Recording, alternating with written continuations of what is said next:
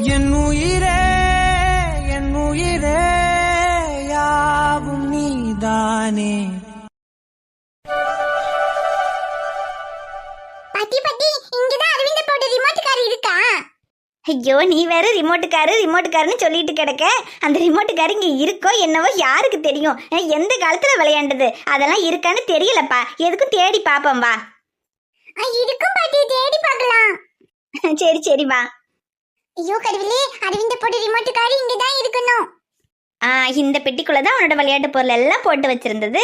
இனி நீ கேக்குறது இருக்கோ என்னவோ தெரியலையே. Jolly jolly jolly. இங்க பாரு, நீ சொல்றேன்னு தான் எடுக்கிறேன். நீ கேட்டது இல்லைன்னா அப்புறம் வேற எதையாவது வச்சு விளையாண்டுக்கன்னு சொல்லிட்டேன். அப்புறம் அதுதான் வேணும்னு அடம் பிடிச்ச. இல்ல இல்ல, அரவிந்த போட்ட ரிமோட் கார் கண்டிப்பா இதுக்குள்ளதான் இருக்கும்.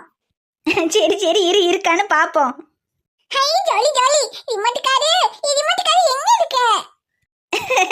இருடா பாப்போம். பாட்டி, இது என்னது? இதுவா? இதுக்கு பேரு தான் பம்பரம். இதுல இப்படி இந்த கைத்தை சுத்தி கீழே சுத்தி விட்டோம்னா அப்படியே கரகரான்னு சுத்தும். பம்பரமா? என்ன இது போதுமா? இதை வச்சு விளையாண்டுக்கிறியா? இது ஒண்ணு எனக்கு வேண்டாம். எனக்கு ரிமோட் கார் தான் பாட்டி வேணும். ஐயோ, இவன் ஒருத்தன் இருக்கா என்னன்னு தெரியலையேடா. சரி இரு பாப்போம். ஐயோ, இவன் வேற ரிமோட்டுக்காருங்க எங்க இருக்குன்னு வேற தெரியல. அது இங்க பாரு, உண்டிக்கோலு. உண்டிக்கோலுன்னா? உண்டிக்கோலுன்னா இதா இருக்கு பாத்தியா? இதுல கல்ல வச்சு இழுத்து அடிக்கணும். இழுத்து அடிச்சா?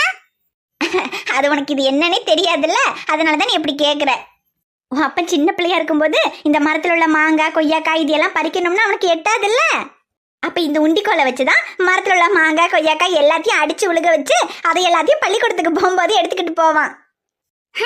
அப்ப இந்த உண்டிக்கோலை வச்சு அடிச்சா மாங்காய் கொய்யாக்காய் எல்லாம் கீழே விழுந்துடுமா? ஆமா, ஆனா மெதுவா அடிச்சாலும் விழுகாது. நல்ல பலமா இழுத்து அடிக்கணும், அப்பதான் எல்லாம் கீழே விழுகும். சரி பாட்டி, அப்ப நானும் அரவிந்தப்பா மாதிரி இதுல கல்ல வச்சு மரத்துல உள்ள மாங்காய் கொய்யாக்காய் எல்லாத்தையும் விழுக வச்சிருவேன். டே வேணண்டா, உன் அப்பனுக்கு இதெல்லாம் பழக்கம் இருக்கு, அதனால அவன் கரெக்டா அடிச்சிருவான். ஆனா உனக்கு இதெல்லாம் பார்த்து பழக்கம் இல்லல்ல. அப்புறம் நீ மாங்காய் கொய்யாக்காவை கல்ல கொண்டு அடிக்கிறேன்னு சொல்லி போற வரவங்க மேல பட்டுட்டா அவ்வளவுதான். சரி, அப்ப நான் அரவிந்தப்பா வந்ததுக்கு அப்புறம் இதுல எப்படி கரெக்டா கல்ல வச்சு மாங்காய் கொய்யாக்காவை உழுக வைக்கணும்னு கேட்டுட்டு அப்புறம் அடிச்சுக்கிறேன். சரி சரி சரி சரி, இது இருக்கட்டும். நீங்க முதல்ல ரிமோட் கார் எடுத்து கொடுங்க பாட்டி. ஐயோ, இன்னும் எந்த ரிமோட்டுக்கார மறக்கலையா?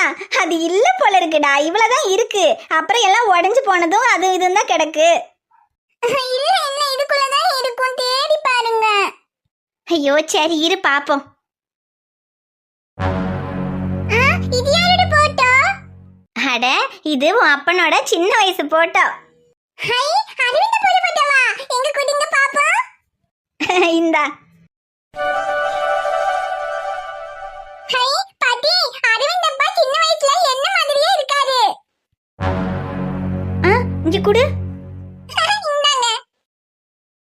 பாத்தீங்களா பாட்டி, அரவிந்தப்பாவும் நானும் ஒரே மாதிரி இருக்கோம். ஆமா, இவன் சொல்ற மாதிரி அரவிந்தன் சின்ன வயசுல இதே மாதிரி தானே இருந்தான். அது எப்படி இவன் அப்படியே அரவிந்த் மாதிரியே இருக்க முடியும்?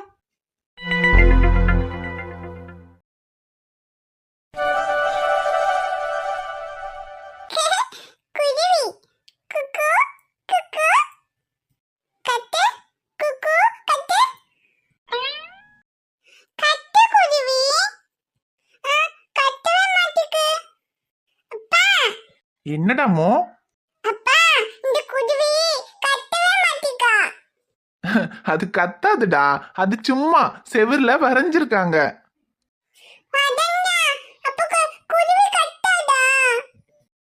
இந்த குருவி எப்படி அம்மோ கத்தும்? நம்ம வெளியே பார்த்தோம்ல நிறைய குருவி, அந்த குருவி தான் கத்தும்.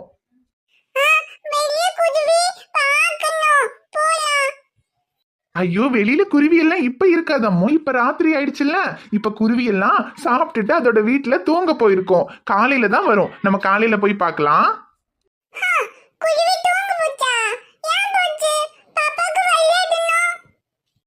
ஏன் தூங்க போச்சுன்னா, ராத்திரி ஆனா பாப்பா தூங்குவல்ல, அந்த மாதிரி குருவியும் தூங்கணும்ல. காலையில குருவி வரும், அப்ப விளையாடலாம். ரியா குட்டி, குருவியோடலாம் நாளைக்கு விளையாடலாம். இப்ப ரொம்ப நேரம் ஆகுதுல்ல, வா தூங்கலாம். தூங்க வேண்டாம் குருவி. அம்மா வா, வெளிய குருவி. அம்மா இப்ப வெளிய குருவி எல்லாம் ஒண்ணும் இருக்காது, நீ வா தூங்கு. அம்மா போ, குருவி கொண்டு வா. குருவி கொண்டு வரதா? வேற வேலை இல்ல பாரு. அதானே, அம்மாக்கும் அப்பாக்கும் வேற வேலை இருக்குடா தங்கம், நீ வா தூங்கு. என்ன ஐஷு, நான் சொல்றது சரிதானே? பாப்பாவை சீக்கிரமா தூங்கவை. ஒரு வேலையும் இல்ல, நீ வாரிய, நம்ம வெளிய குருவி பார்க்க போலாம்.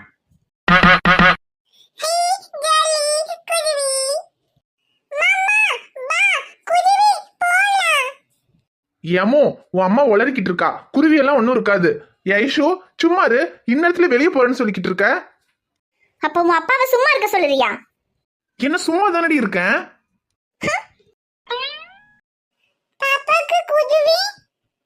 ஐஷு ஐஷு, ஒன்னதான் கூப்பிடுறேன், காது கேட்கல.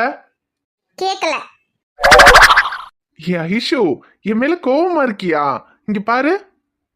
பார்க்க முடியாது. பார்க்க முடியாதா? அது சரி, கல்யாணம் முடிஞ்சிருச்சு, இனி முன்னாடி மாதிரி கஷ்டப்பட வேண்டாம், வேலை ஈஸியா நடந்துரும்னு பார்த்தா இப்ப அதை விட அதிகமா டஃப் கொடுக்குறாளே. ஏ ஐஷு டார்லிங், என்ன கோவமா இருக்கியா? இல்ல, ரொம்ப குளுகுளுன்னு இருக்கேன். ஐஸ்னா குளுகுளுன்னு தான் இருக்கும், ஆனா இந்த ஐஸ் இப்ப கொஞ்சம் சூடா இருக்க மாதிரி தெரியுதே. சூட்டை குறைச்சிருவோமா? இன்னைக்கு உங்களால ஒண்ணும் குறைக்கவும் முடியாது, கரைக்கவும் முடியாது. பேசாம படுங்க. எவ்வளவோ பண்ணிட்டோம், இத பண்ண மாட்டோமா? என்ன, என் மேல கோவமா? பார்த்தா எப்படி தெரியுது? கோவமா இருக்க மாதிரி தான் தெரியுது. மாதிரி எல்லாம் இல்ல, கோவமா தான் இருக்கேன். கோவமா இருக்கியா? கோவமா இருந்திருந்தா இந்நேரத்துக்கு நான் தூக்கி மடியில உட்கார வச்சதுக்கு என் கையை தள்ளி விட்டுட்டு அந்த பக்கம் போய் உட்கார்ந்துருப்பியே. விடுங்க. ஏய், நடிக்க சொல்லி கொடுத்தவங்கிட்டே நடிக்கிற பத்தியா? நீங்க இன்னைக்கு என்ன ட்ரை பண்ணாலும் நடக்காது. நான் உங்ககிட்ட பேசுறதாவே இல்ல. நானும் தான் உன்கிட்ட பேசுறதாவே இல்ல. ஷமீர் வேண்டாம். ஏன் ஐஷு, இந்த பொண்டாட்டிங்க சைக்காலஜி படி வேண்டான்னு சொன்னா வேணும்னு தான் அர்த்தமாமே. அப்படின்னு எந்த மடையன் சொன்னா? அப்படியெல்லாம் எதுவும் கிடையாது. வேண்டானா வேண்டான்னு தான் அர்த்தம். விடுங்க. சரி, அது வேணுமா வேண்டாமான்னு அப்புறமா டிசைட் பண்ணிக்கலாம். இப்போ உனக்கு என்ன கோவம், அதை முதல்ல சொல்லு. எனக்கு என்ன கோவம்னு உங்களுக்கு தெரியாதா? ஏய், என்ன இந்த ஊர்ல இருக்கலாம்னு சொன்னதுக்கா? சரி, இந்த ஊர்ல நம்ம இருக்கிறதுல என்ன பிரச்சனை, அதை சொல்லு. என்ன பிரச்சனை இல்ல, நமக்கு வீடு இல்ல, வசதி இல்ல, இதெல்லாம் கூட விடுங்க, நம்ம அட்ஜஸ்ட் பண்ணிக்கலாம். ஆனா நீங்க ஒரு டாக்டர்னு தெரிஞ்சும், எங்க போனாலும் உங்களுக்கு நல்ல வேலை கிடைக்கும்னு தெரிஞ்சும் என் அம்மா அப்பா நம்ம கஷ்டப்படத்தான் போறோம்னு சொன்னாங்க. இப்ப நம்ம இந்த ஊர்ல இருந்து கஷ்டப்படுறத அவங்க பார்த்தா அவங்க சொன்னது சரிங்கிற மாதிரி தானே ஆகும். ஆகட்டும், அதனால நமக்கு என்ன? இல்ல, உனக்கு இப்ப இந்த ஊர்ல நம்ம இருந்து கஷ்டப்படுறது பிரச்சனையா, இல்ல நம்ம கஷ்டப்படுறத அவங்க பார்த்து என்ன நினைப்பாங்கன்றது பிரச்சனையா? இங்க பாருங்க ஷமீர், உங்க கூட இருக்கும்போது எவ்வளவு பெரிய கஷ்டம் வந்தாலும் அதை நான் தாங்கிக்குவேன். அப்புறம் வேற என்ன? இருங்க, ஆனா என் அம்மா அப்பா முன்னாடி நம்ம கஷ்டப்பட்டோம்னா அவங்க உங்களை தானே குறைச்சலாம் நினைப்பாங்க. நினைச்சிட்டு போட்டோம், அதனால நமக்கு ஏதாவது ஆக போதா? இங்க பாரு இஷு, நீ என் கூட இப்படி இருக்கணுங்கிறது என்னோட 2 வருஷத்து கனவு. உனக்கும் எனக்கும் கல்யாணமாகி ஒரு குழந்தை இருக்குன்னு பேரு தான். ஆனா இந்த 2 வருஷத்துல இன்னை வரைக்கும் ஒரு நாளாவது நீயும் நானும் புருஷன் பொண்டாட்டியா சந்தோஷமா நிம்மதியா இருந்திருப்போமா? ஆனா இப்ப எல்லா பிரச்சனையும் சரியாகி நீ என் கூட இருக்க. உண்மையை சொல்லணும்னா இன்னையில இருந்து தான் நம்ம புருஷன் பொண்டாட்டியா நம்ம வாழ்க்கையவே ஆரம்பிக்க போறோம். இதை விட ஒரு பெரிய சந்தோஷம் எனக்கு இல்ல ஐஷு. இதுக்கு முன்னாடி உன் அம்மா அப்பா இருக்காங்க, நம்ம கஷ்டப்படுறத பார்த்தா அவங்க என்ன நினைப்பாங்க, இல்ல ராகேஷ் இந்த ஊர்ல தான் இருக்கான், அவனால ஏதாவது பிரச்சனை வந்துருமோ, இதை பத்தி எல்லாம் யோசிக்கிற மைண்ட்ல நான் இல்ல. அப்படியே இதெல்லாம் நடந்தாலும் எனக்கு அதை பத்தி கவலையும் இல்ல. இது எல்லாத்தையுமே நான் சமாளிச்சிருவேன்னு உனக்கே நல்லா தெரியும். அது இல்ல ஷமீர். இரு, நான் இன்னும் சொல்லி முடிக்கல. அப்புறம் இந்த ஊர் வசதியா இல்ல, இந்த வீடு வசதி இல்லைன்னாலாம் நீ சொல்றது உனக்காக இல்ல, எனக்காக தான் எனக்கு நல்லா தெரியும். ஐஷு, வசதிங்கிறது நம்ம இருக்கிற இடத்த பொறுத்தது இல்ல, நம்ம மனசை பொறுத்தது. பெரிய அரண்மனையாவே இருந்தாலும் நம்ம மனசுக்கு பிடிக்கலனா அங்க நம்மளால ஒரு நிமிஷம் கூட இருக்க முடியாது. அப்புறம் இந்த வீட்டுல எனக்கு எவ்வளவு வசதியா இருக்குன்னு நான் சொல்றேன். அதை நீ கேட்கறதோட மட்டும் இல்லாம கொஞ்சம் ஃபீல் பண்றதுக்கும் முயற்சி பண்ணு. அப்பதான் நான் என்ன சொல்ல வரேன்னு உனக்கு புரியும். ஐஷு, இந்த உலகத்துல எவ்வளவு அழகான இடம் வேணா இருக்கலாம், ஆனா இப்போ என் பக்கத்துல என் மடியில நீ உட்கார்ந்துருக்கியே, இந்த நிமிஷம் நம்ம எந்த ஊர்ல இருக்கோம், எந்த வீட்ல இருக்கோம், அதெல்லாம் எனக்கு எதுவுமே ஞாபகத்துல இல்ல. இப்போ என்ன பொறுத்த வரைக்கும் இந்த ரூமை விட ஒரு அழகான இடம் இந்த உலகத்துல இருக்கவே முடியாது. அது இல்லைங்க. ஷ், எதுவும் பேசாத, நான் கேட்கறதுக்கு மட்டும் ஆன்சர் பண்ணு. வசதியை பத்தி எல்லாம் யோசிக்காத. எனக்கு இந்த ஊர்ல இருக்கிறதுக்கு பிடிச்சிருக்கு. உனக்கு என் கூட இந்த ஊர்ல வாழ சம்மதமா இல்லையா, அதை மட்டும் சொல்லு. நம்ம எந்த ஊர்ல இருக்கோம், எந்த வீட்ல இருக்கோம், அதெல்லாம் எனக்கு முக்கியம் இல்லைங்க. எங்க இருந்தாலும் உங்க பக்கத்துல இருக்கணும், அதுதான் எனக்கு முக்கியம். அவ்வளவுதானே? நான் எப்பவுமே உன் பக்கத்திலே தான் இருப்பேன். இப்படி சரி சரி, போதும், தூங்கலாம். தூங்கலாமா? ஏய், இன்னைக்கு நமக்கு ஃபர்ஸ்ட் நைட் டி. என்னது ஃபர்ஸ்ட் நைட்டா? எங்க ரியாவை வச்சுக்கிட்டு ஃபர்ஸ்ட் நைட்டா? உங்க பொண்ணு அதுக்கெல்லாம் ஒண்ணும் விட மாட்டா. ஒழுங்கா படுத்து தூங்குங்க. ஓ, அப்ப என் பொண்ணு விட்டா உனக்கு அதுக்கு ஓகேவா? அதுக்கு உங்க பொண்ணு விட்டா தானே? ஐஷு டார்லிங், ஓவர் கான்ஃபிடன்ஸ் உடம்புக்கு ஆகாதுமா. கொஞ்சம் அங்க பாரு.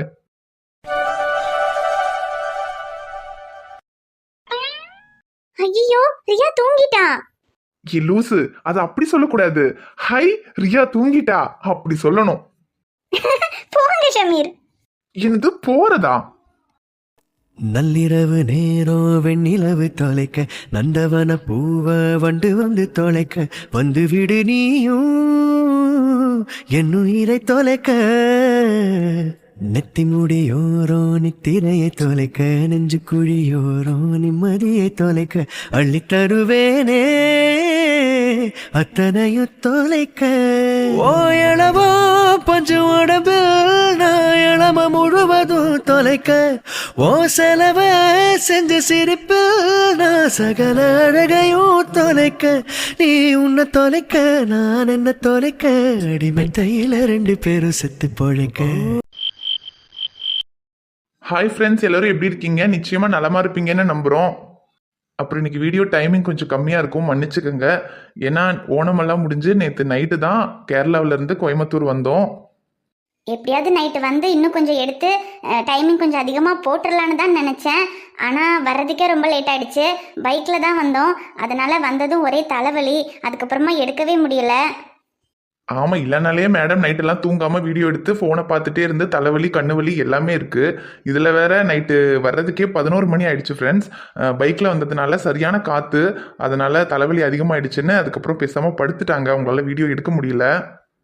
சரி, இன்னைக்கு வீடியோ போடாமல் இருக்கலாம்னு நினச்சோம். அப்புறம் சரி ரெகுலராக போட்டுக்கிட்டு இருக்கோம், ஓணம் டைமில் கூட கேப் விடாமல் போட்டோம். இன்னைக்கு போடாமல் இருக்க வேணாமேங்கிறதுக்காக தான் எடுத்த வரைக்கும் அப்லோட் பண்ணோம். இப்போ கூட கொஞ்சம் உடம்பு சரியில்லை தான், இருந்தாலும் கொஞ்சம் டேப்லெட் போட்டு ரெஸ்ட் எடுத்துட்டு அப்புறம் நாளையிலேருந்து ரெகுலரான டைமிங்கில் வீடியோ போடுறோம். ஓகே ஃப்ரெண்ட்ஸ், அப்புறம் உங்கள் ஊரில் ஓணம் எப்படி செலிப்ரேட் பண்ணுவீங்கன்னு சிலர் கேட்டிருந்தாங்க. எங்கள் ஊரில் வீட்டில் செலிப்ரேட் பண்ணுறதை விட ஊரில் வந்து எல்லாருமா சேர்ந்து நல்லா கிராண்டாக செலிப்ரேட் பண்ணுவோம். அதாவது இப்போது இங்கே நமக்கு இப்படி ஒரு சங்கம் இருக்கும், அந்த மாதிரி ஊரில் எங்களுக்கு ஒரு சங்கம் இருக்குது. சங்கத்து சார்பாக வந்துட்டு இந்த கயிறிழுத்தல், அதுக்கப்புறம் உரியடி, அப்புறம் ஆடலும் பாடலும் நிகழ்ச்சி அப்படின்னு ஒரு கிராமத்தில் எப்படி திருவிழா நடக்குமோ அந்த மாதிரி எங்கள் ஊரில் ஓணம் கொண்டாடுவோம். அதை பார்க்க விருப்பம் இருக்கிறவங்களுக்காக ஜஸ்ட் அதோட சின்ன சின்ன கிளிப்பிங்ஸ் மட்டும் லாஸ்ட்டில் ஆட் பண்றோம். விருப்பம் இருந்தா பாருங்க. அதுலயும் கயிறு இழுக்கிற போட்டியில வந்து நம்ம சக்தி இருப்பாரு. அதுக்கப்புறம் கடைசியில வந்து டான்ஸ் பர்ஃபார்மன்ஸ்ல வந்து நம்ம அத்விக்குட்டி வந்து கொஞ்சம் ஸ்டேஜ்ல எல்லாம் ஏறி டான்ஸ் ஆடி இருப்பாங்க. அதையெல்லாம் ஆட் பண்றோம். விருப்பம் இருக்கிறவங்க பாருங்க, இல்லாதவங்க ஸ்கிப் பண்ணிடுங்க. ஓகே ஃப்ரெண்ட்ஸ், நாளைக்கு வீடியோல பார்க்கலாம். பாய். இப்போ ஏன்ட்ரி, அதாவது ஹீரோ இப்ப